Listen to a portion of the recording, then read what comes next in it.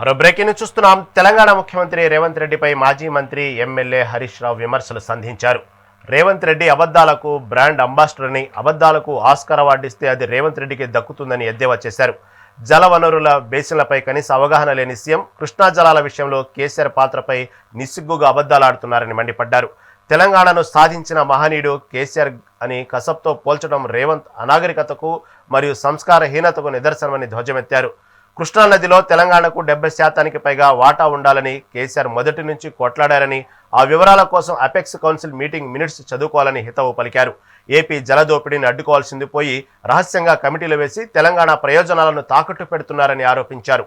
పాలమూరు రంగారెడ్డి ప్రాజెక్టుపై కాంగ్రెస్ నాయకులే కేసులు వేయించి అడ్డుకున్నారని, ప్రస్తుత ప్రభుత్వం చేతకానితనం వల్లే డిపిఆర్ వెనక్కి వచ్చిందని హరీష్ రావు విమర్శించారు.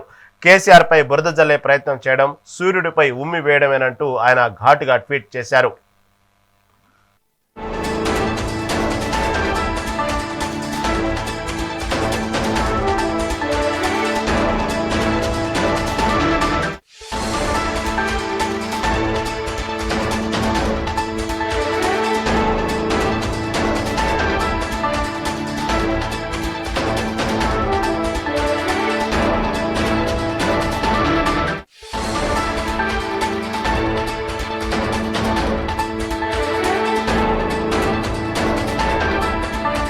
తెలంగాణ ముఖ్యమంత్రి రేవంత్ రెడ్డిపై మాజీ మంత్రి ఎమ్మెల్యే హరీష్ రావు విమర్శలు సంధించారు. రేవంత్ రెడ్డి అబద్ధాలకు బ్రాండ్ అంబాసిడర్ అని, అబద్ధాలకు ఆస్కార్ అవార్డిస్తే అది రేవంత్ రెడ్డికి దక్కుతుందని ఎద్దేవా చేశారు.